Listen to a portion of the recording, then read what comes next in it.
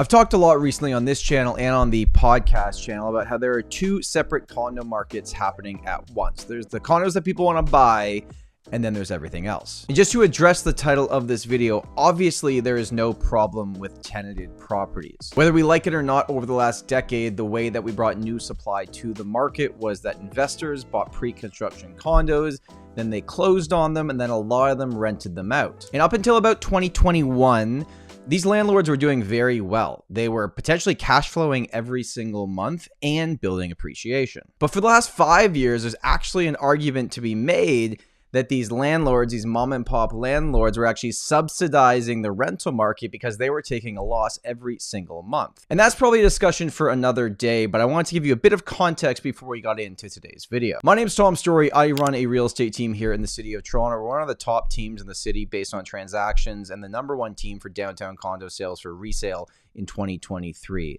So we list a lot of properties. We list tenanted properties, owner-occupied properties, and vacant properties. And I've always kind of had this theory that tenanted properties are just harder to sell for many reasons, but I've never actually looked at the data. So we're going to look at the data in today's video. If you find any of this information valuable, all I ask is you hit that like button, subscribe to this channel. If you want to connect with me or my team, you can also go into the first link in the description. The numbers I put together were all the condo listings that have come to the MLS since March 1st, 2024. I focused on the downtown core of Toronto specifically because that is the most amount of data that we have, so it paints the best picture. And the reason behind doing this video is I've had so many conversations with people that have properties that they'd like to sell, but they currently have a tenant in them. And I understand that being a tenant in a property that's being sold is not ideal, but let's see what the numbers are actually saying. Okay, so this is what we're looking at in terms of the data. So it's only since March 1st, but you'll see why I chose that date because we have lots to work with. And we're focusing on the downtown core of the city for active condo listings that have come to the market. So since March 1st, there's been 4,023 new listings. But what I did, because I was curious, I'm like, okay, I wonder who's living in these properties that have come to the market.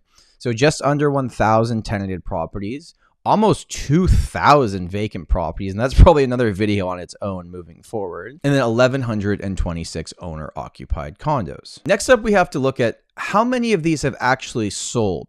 So I didn't do active inventory that was already on the market before March 1st. I just said, of these 4,000 active listings from March 1st till today, what percentage of them have sold? So I took a look and 793 have sold, which is a 19% sold rate. Now that on its own is certainly not impressive in terms of only 19% of active condo listings have sold since March. That number is actually higher, and I'll explain why in a second. So about 19% is the average for sold rate.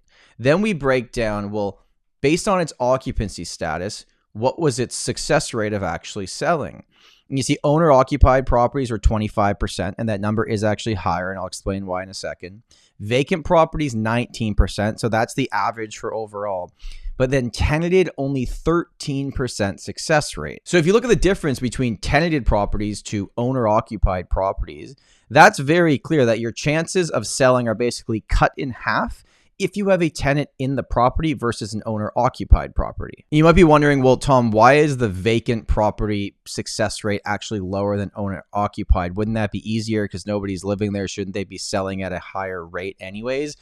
I think the reason why is that a lot of the vacant inventory on the market right now is these newer buildings. These newer buildings cost more, and there's also more competition in the building. There's quite a few units on the market in the same building, so you're competing with other units. That's why I think the actual success rate of selling is slightly lower than the owner-occupied ones. Now, since March 1st, 25% success rate is not very good for owner-occupied. Like the condo market is balanced out, moving towards buyer direction in downtown right now, but these numbers are really, really low. So I'll explain what's happened here.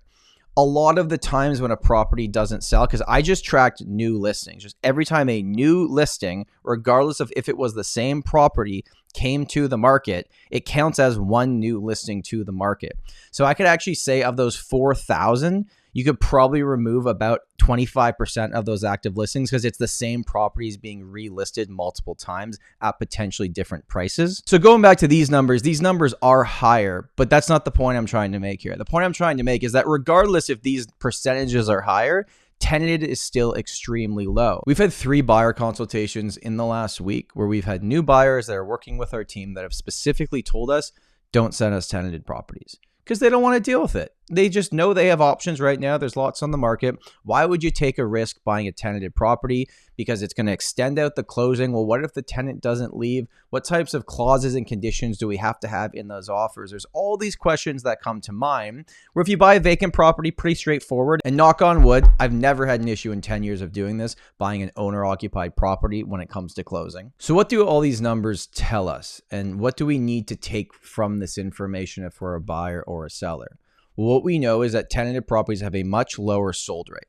So if you are a potential seller and you have an investment property and you want to sell it and the tenant's in there, even if they're month to month and you could give an N12 if the new buyer moves in, it's still much less likely that you find a buyer. We also know that it's reducing your overall buyer pool if you're selling a tenanted property, especially if the tenant's still in that 1-year lease, they have 6 months left. Like, that is very, very difficult unless you reduce your price significantly and you're by far the best option on the market, because end users have to buy tenanted properties if they're month to month. If they're not going to move in, they have to assume the tenant. The rules and regulations that we have in Ontario have made it very, very difficult to try and sell a tenanted property for a premium price, let's put it that way. And we also know that investors who could be buying these properties and assuming the tenants, they're just not that interested because the cash flow is not really there right now unless they're putting down 50%.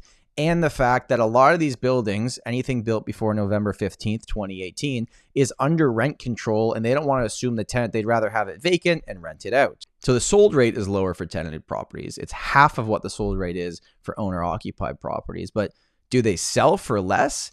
And the answer is yes. And I've actually started putting data together on this. Our system caps me at 200 property searches. So I wanted to put together like 2,000 of the last tenanted properties, owner-occupied properties, vacant properties. And that's a video I'll do in the future where I show you if they sell for less. And the simple answer is yes, they sell for less.